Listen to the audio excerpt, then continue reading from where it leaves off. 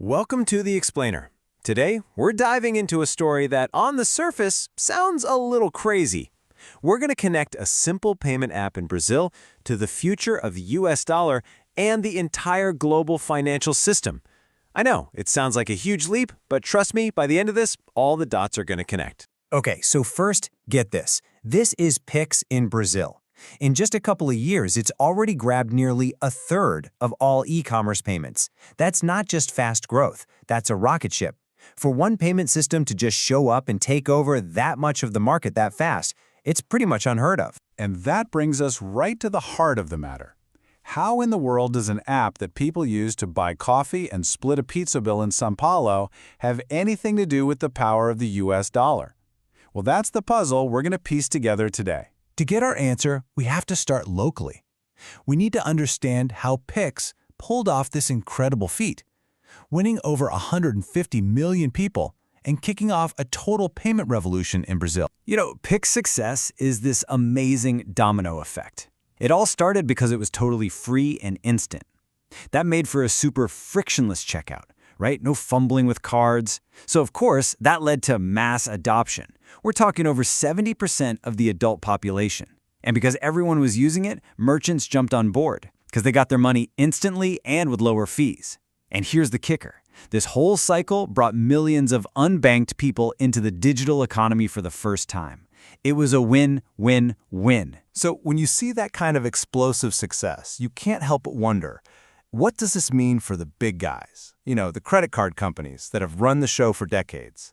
Are we seeing the beginning of the end for them? And here's where you see the head-on collision.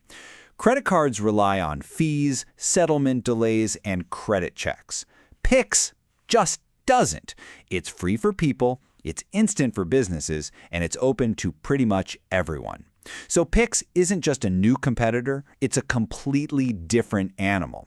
It's attacking the very foundation of the credit card business model. And they are not slowing down.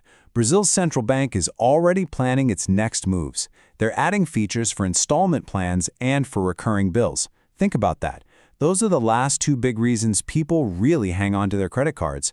Pix is going right for the jugular. Okay, so let's zoom out. This isn't just a story about a local disruptor anymore. The success of Pix is being watched very, very carefully in Washington. Why, though? Why would a homegrown Brazilian app cause concern thousands of miles away in the US? Well, it's because the real issue here isn't the app. It's not about the convenience of QR codes. It's about the bigger idea. It's about what Pix represents on the world stage. So here's what's really going on. It starts with tech sovereignty. Brazil built this themselves, not some American company like Visa or MasterCard. That success gives them global influence, because now other countries are looking at this and thinking, hey, we could do that too. And here's where it gets serious. If these countries start linking their systems, they could potentially start to bypass trade based on the US dollar. And that makes Pix look like a building block for an alternative to SWIFT, the network that basically runs the entire global financial system right now. And this is where the story goes completely global. This idea of an alternative system, it plugs directly into the stated goals of the BRICS nations. That's Brazil, Russia, India, China, and their partners. They have a very clear strategy, and it has a name: de-dollarization. So what exactly is de-dollarization? It's pretty much what it sounds like. It's a strategic plan for countries to become less dependent on the US dollar.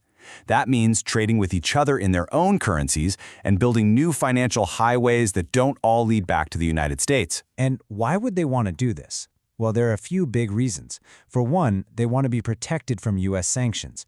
They also want to be less affected by decisions made by the US Federal Reserve. But at the end of the day, it's about achieving what they call financial sovereignty. Basically, having more control over their own economic future. So all of this is building towards a potential massive shift, a showdown between two systems. On one side, you have the established SWIFT network, the king of the hill for 50 years, and on the other, you have this proposed alternative, sometimes called BRICS Pay, that's built on the exact same ideas that made Pix so successful. And this really breaks it down. You're looking at two totally different philosophies.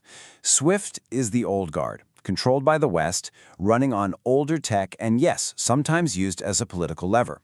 The idea behind BRICS Pay is a challenge on every single one of those points. It's member-controlled, it uses modern tech for direct payments, and it's designed to be politically neutral for those inside the club. This isn't just a minor update. It's a whole new way of thinking about how money moves around the world. So after all that, what are the big takeaways? The first is that we're seeing this global trend towards what you might call tech-enabled sovereignty. Countries are using technology to build their own systems and take back control. And the second major takeaway? This could be the very beginning of a new multipolar financial world, a world where economic power is much more spread out, where it's not all concentrated in one place or one currency. And it is just wild to think this huge, potentially world-changing shift all has its roots in a really simple, elegant idea, making it super easy, free, and instant for someone to pay for something. Which leaves us with one final, very big question to think about. When you connect all these dots, from a simple app to a national revolution to a global strategy, are we actually watching the world's financial map get completely redrawn right here, right now?